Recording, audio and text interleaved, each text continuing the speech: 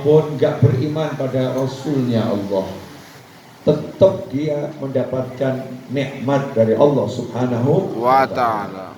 Ada nikmat ijad, ada nikmat imdad, nikmat di mana manusia tadinya nggak ada, Allah bermurah, dibuat sama Allah Ta'ala jadi ada. Jadi kita ini bisa begini, bisa begitu, sebetulnya kan nggak layak. Allah nggak butuh kita. Allah nggak butuh kita. Allah Ahad. Allah itu Maha Esa. Nggak butuh apa-apa, nggak butuh siapa-siapa.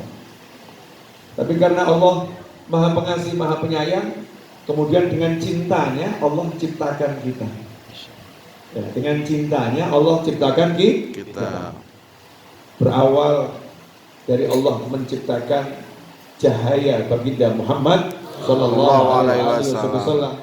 Qala ya Jabiru innallaha khalaqa qabla al-asya'i nura nabiyika Muhammadin sallallahu alaihi wasallam min nuri. Sebagaimana disampaikan langsung oleh baginda Muhammad sallallahu alaihi wasallam. Para pakar, para ahli di dunia sampai hari ini berbeda pendapat dan terus meneliti asal usul jagat raya. Bagaimana sampai jagat raya ini ada? Kok sampai ada galaksi Bima Sakti, galaksi, planet-planet. Sibuk mikir teori. Alhamdulillah, kita nggak usah ikut mikir. Kenapa nggak usah ikut mikir? Karena udah dikasih tahu langsung oleh putusannya Allah. Bukan teori, tetapi ilmu pasti. Yang disampaikan oleh Nabi Muhammad sallallahu alaihi wasallam. Jadi Islam ini super maju. 1400 tahun yang lalu sudah menjelaskan rahasia penciptaan jagat raya. Yang sampai sekarang orang masih bingung, khilaf gitu ya. Sampai ngirim macam-macam mau tahu jagat raya. 1400 tahun yang lalu Nabi Muhammad SAW ya, di Madinah Al-Munawwarah sudah bicara. Qal ya Jabir, Jabir ngomong sama satu sahabat namanya Jabir. Dan Jabir ini radhiyallahu anhu sahabat yang penasaran. Coba lihat betapa majunya pemikirannya para sahabat Nabi Muhammad SAW. Nanya sama Rasulullah, "Duhai Rasulullah, yang pertama kali diciptakan oleh Allah itu apa?" Ya, apa yang pertama kali diciptakan oleh Allah Subhanahu wa Ta'ala? 1400 tahun yang lalu sahabatnya Nabi Muhammad SAW sudah memikirkan yang dipikirkan orang-orang zaman sekarang. Maka Rasul menjawab sallallahu alaihi wasallam, sallu ala nabi. Ya Jabir, hei Jabir, innallaha khalaqa qabla al-asya'i nura nabiyika Muhammadin sallallahu alaihi wasallam min nurih. Hai Jabir, sebelum menciptakan segala sesuatu.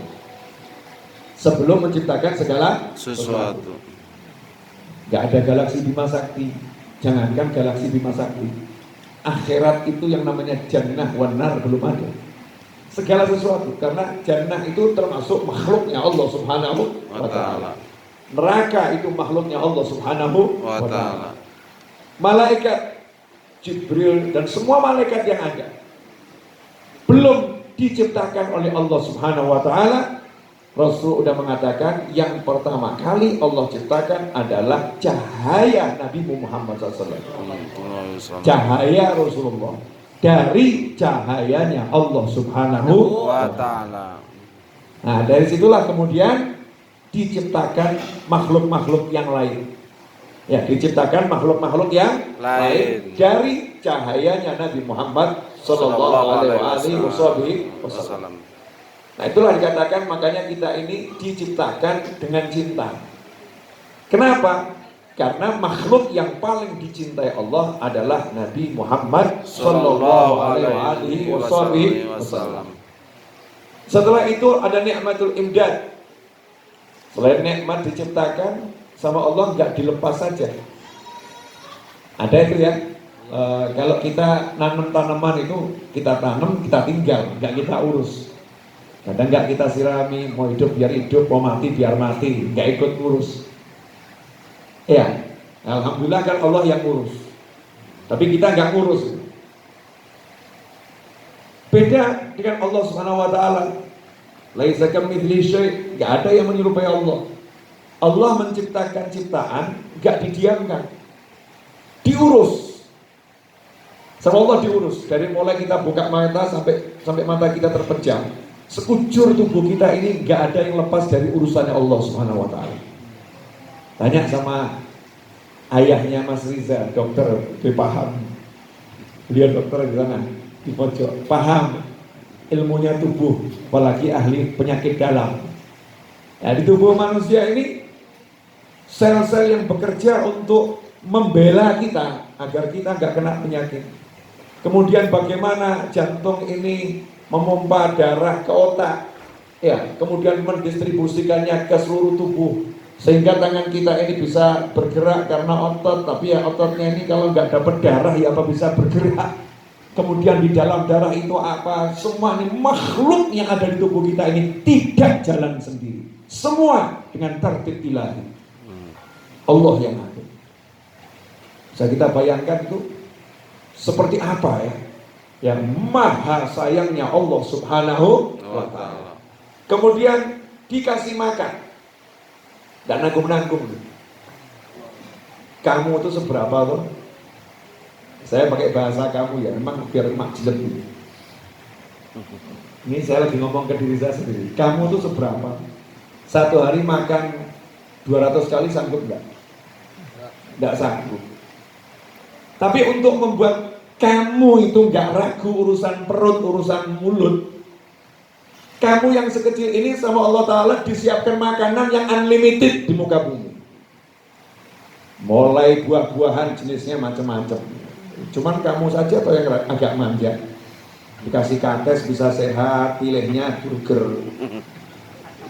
Betul kan ya? Betul. Dikasih pisang dimakan mudah, tinggal petik original dari alam, lebih enak, nggak ada masalah. Pilihnya pisang goreng. Gorengnya pakai minyak nggak jelas, tepung wallahu a'lam gitu ya. Kita yang ribet. Sebetulnya kan nggak perlu digoreng-goreng, tinggal selesai, gitu kan ya. Sudah luar biasa. Allah kasih semuanya lengkap.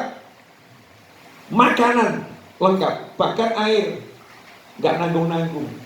Ya, Allah Subhanahu wa ta'ala jadikan 2/3 bumi ini isinya air laut. Jadi kamu kalau khawatir kehausan, jangan khawatir, air laut banyak, asin deh. Allah udah ngasih kamu otak untuk menjadikan air laut bisa diminum. Allah atur semuanya, dijamin urusan hidup. Jadi kalau kita ini nggak syukur ya, memang ya keterlaluan. Makanya dikatakan la in syakartum la azidannakum wa la in kafartum inna adzabi lasyadid.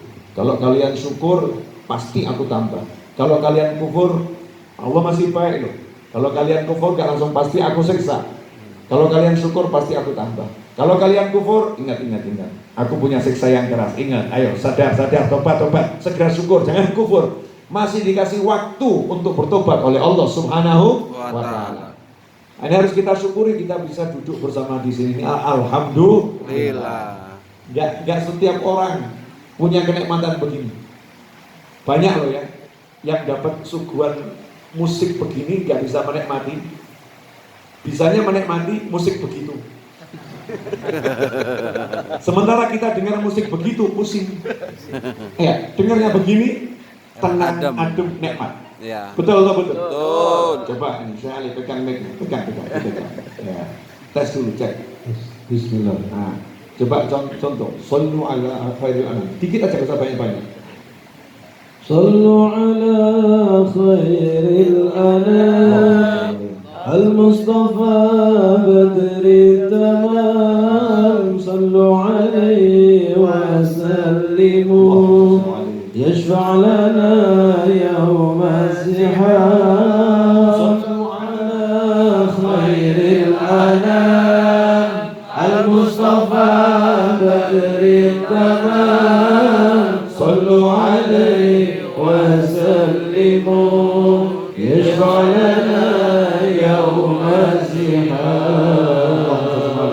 Dengar gini enak kok, seneng. Nggak semua orang loh, ya serius ini. Mau saya ketemu orang tuh yang macam-macam loh ya. Mau saya ini sopir, hidupnya di jalanan, mainnya di mall, ya mainnya di mall, ya kesenangannya duduk di majelis. Di majelis kan ya ketemu model begini-begini. Alhamdulillah. Di majelis yang begitu, ketemunya model begitu. Dikasih gosida, ganti musik kafir, ada. Nggak senang dengar gosida, senangnya dengar musik kafir. Musik yang nggak menyuarakan keislaman, nggak menyuarakan keimanan, ya. Musik-musik yang ngajak mabuk-mabukan, mengajak maksiat. Naudzubillah min dzalik. Tapi telinga kita ini dikasih kesenangan musik yang begini. Berarti telinganya alhamdulillah agak bener nih. Telinganya agak bener. Alhamdulillah. Kemudian pandangannya dibuat senang lihat orang yang jeleknya seperti ini. Masya Allah. Kan ada tuh artis-artis ganteng-ganteng. Ya, senang lihat artis Korea kan ya wajar. Nah, lihat yang model begini gigi ya banyak ompongnya, serba cuil-cuil giginya, wajah penuh jerawat, ya kan bekas jerawat waktu dulu SMP SMA ini kan Masya Allah banyak penggemar dulu soalnya. Banyak jerawat. Nah yang model begini kok lihatnya senang, lihat kiai senang, lihat para habaib senang, lihat orang duduk begini senang nih, asyik, lihat gahru mengepul senang. Ini kan matanya harus disyukuri, alhamdulillah. Lo ada loh orang yang dengar begini, lihat begini, kapan selesainya? Suaranya ganggu lingkungan. Itu ngapain? Itu duduk bersila, kaki gerak sana, gerak sini. Udah ambil kursi aja, ngapain pakai duduk-duduk di lantai? Enaknya apa? Enaknya apa? Ada yang begitu. Ya kasihan, karena belum bisa mendapatkan nikmat yang seperti ini. Nah, kalau kita bisa nikmat, alhamdulillah. Nikmatnya luar biasa. Nikmat. Nah, pada malam hari ini saya mau sedikit, tidak banyak, tapi selesainya jam berapa? Wallahu a'lam. Suara saya tuh serak ya, tadi nggak keluar suara saya. Tapi subhanallah megang mic ceramah hilang tuh seraknya. Betul kan ya? Nyingkir. Tadi mau ngomong itu berat. Tapi begitu megang mic ceramah kok tiba-tiba yang berat tadi minggir sendiri. Kata suara saya, minggir. Aku mau bekerja, minggir. Alhamdulillah. Syair qasidah yang dibaca Syekh Ali Maksum tadi banyak sekali ilmu di dalamnya. Itu syair-syair yang dikarang oleh Al-Habib Ali bin Muhammad bin Husain Al-Habsyi radhiyallahu anhu. Siapa Habib Ali Habsyi? Habib Ali Habsyi ini gurunya para habaib di Indonesia, di Malaysia, di Singapura, di Mekah, Madinah, Hadramut, di Afrika. Artinya di belahan dunia ini beliau guru besarnya para habaib. Lahir tahun 1259 Hijriah di satu desa di Hadramut, Yaman sana. Desanya terpencil-kecil. Alhamdulillah saya pernah ke sana beberapa puluh tahun yang lalu. Saya lihat di desanya kecil ya, terpencil. Di peta mungkin kalau kita cari nggak ketemu. Bahasanya gitu. Tahun 1259 Hijriah. Wafat tahun 1333 Hijriah. Di mana? Di kota Sewun. Kota Sewun itu ibu kota provinsi Hadramut, Yaman. Di kota Sewun. Yang menarik, Habib Ali ini tidak dididik langsung oleh ayahnya sejak kecil, enggak. Karena ayahnya dai yang taat sama guru. Kalau gurunya bilang kamu ke sana, kamu ke sana, nggak pakai bentar guru saya nanya istri dulu ya, nggak ada. No. Dan istri dulu kalau punya suami ulama itu yang nggak pakai kamu kok nggak jadi jin, nggak ada. Saya lanjutkan, nggak pulang nggak jadi masalah. Nanti ketemu di akhirat. Masya Allah. Ini Allahnya mana lain? Begitu ulama-ulama dulu. Jadi istrinya sholihah, suaminya sholih. Baru datang dari dakwah dari jauh luar kota, gurunya bilang, pergi sana ke Mekah. Nggak pulang dulu. Siap, sampai Nawatona berangkat ke Mekah. Maka Habib Muhammad, ayahnya Habib Ali itu, ya sejak kecil sudah meninggalkan Habib Ali bersama ibunya di desa Kosam. Ya, di desa Kosam. Ditinggal kemana? Ke Mekah. Dakwah di Mekah. Ya, dakwah di Mekah. Nah, Habib Muhammad ini putranya jadi ulama semua. Di antaranya kakaknya Habib Ali, namanya Habib Husain. Namanya Habib Husain. Di Mekah sana, mufti Haramain, mufti Mekah dan Madinah di zaman itu. Nah, Habib Husain ini salah satu guru utamanya Mbah Hasyim Asy'ari dan Kiai Khalil Al-Bangkalani. Selama belajar di Mekah, di rumah maupun di Masjidil Haram, Hasyim Asy'ari belajar kepada Habib Husain bin Muhammad bin Husain Al-Habsyi. Nah, Habib Ali dididik sama ibunya. Ayahnya mantau dari Mekah, dulu belum ada WhatsApp. Ya, mantonya dengan ya petunjuk ilahi. Belum ada WhatsApp. Kasih tahu sama teman-temannya, anakmu ini ulama-ulama di desa itu sudah dimakan semua ilmunya. Umur 7 tahun. Ya. Ilmunya sudah dimakan semua. 5 tahun sudah makan ilmu, 7 tahun sudah makan ilmu. Jadi sayang kalau tinggal di situ. Bawa dia ke ibu kota provinsi, ke Siwon. Banyak ulama di sana. Diperintah dari Mekah istrinya pindah dari desa menuju ibu kota provinsi. Coba kalau ibu-ibu zaman sekarang, aku nggak punya kenalan di sana. Gimana nih? Kamu nggak jemput aku, kamu nggak antar aku. Suami macam apa kamu? Suruh berangkat sendiri bawa anakmu. Mama, kamu bapak nggak bertanggung jawab, nggak mau ngurus anak. Pentingkan Allahnya saja, Allahnya saja. Ngurus anak, ngurus istri itu kan juga Allah. Ini model wedok zaman saya ini. Sok tahu agama, sok paham, sok ngerti, ya, sok mudeng. Insya Allah mudeng betul ya. Amin Allahumma. Amin. Nggak begitu. Apa kata suaminya? Sami'na wa ta'na. Berangkat ditemani anaknya ke Seirut, dididik sama ibunya. Ya, ibunya juga daiyah. Ibunya Habib Ali itu wanita yang solihah dan alim. Baru nikah dengan Habib Muhammad, dibawa pulang ke rumah, sampai di rumah buat pengajian khusus ibu-ibu. Itu hari pertama sudah bisa membuat seorang nenek-nenek yang seumur hidup tidak kenal sholat jadi bisa sholat bagus. Itu ibunya Habib Ali Habsyi. Nah, Habib Ali setiap kali belajar dia baca kitab, kok ada kisah walinya bisa ketemu Rasulullah SAW, walinya bisa begini, langsung laporan ibunya, bu, ini ada wali bisa seperti ini, tolong doakan anakmu Ali ini bisa dapat yang sama. Maka ibunya ngomong, ya Allah, berilah anakku Ali yang sama dengan kau berikan pada walimu itu. Habib Ali mengucap amin, amin. Mana anak sekarang yang minta doa sama ibunya? Mana ibu yang kemudian mengajari anaknya kalau butuh apa-apa minta sama ibumu, ibu doakan? Mana nih ibu yang model begitu? Itu Habib Ali Habsyi dari kecil.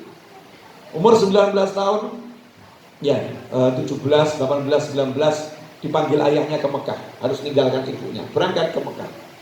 Ya, setelah itu 2 tahun di sana, balik ke kota Seoul. Habib Ali Habsyi, ilmunya laut, digali nggak ada habisnya. Saya nggak akan ceritakan manaqib beliau. Sampai 20 tahun tak ungkap yang bakal selesai. Yang nggak bakal selesai. Habib Ali Habsyi radhiyallahu anhu, muridnya banyak. Ya di Indonesia maupun di mana-mana. Nah, Habib Ali ini menariknya ahli bahasa. Nggak semua orang alim itu dalam semua bidang. Ada orang alim di bidang ilmu hukum, begitu masuk tafsir keteteran dia. Ada orang alim di ilmu tafsir, masuk hukum keteteran. Ada orang alim di ilmu nahwu, sorof, bahasa. Ya, tapi masuk balaghah sama-sama ilmu bahasa, keteteran. Ada orang alim di ilmu bahasa, tapi ditanya fikih, pusing dia. Tapi Habib Ali Habsyi fikih ahli, tafsir ahli, nahwu sorof ahli, balaghah ahli. Sehingga beliau bisa mengungkapkan ilmu yang luas dalam satu bait syair. Kenapa? Punya. Seperti begini loh, ini mau jelaskan begini sebagai contoh. Pernah jatuh cinta enggak? Lagi jatuh cinta.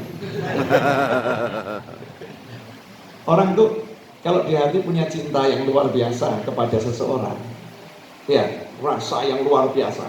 Ini kan sebetulnya butuh diungkapkan, betul ya?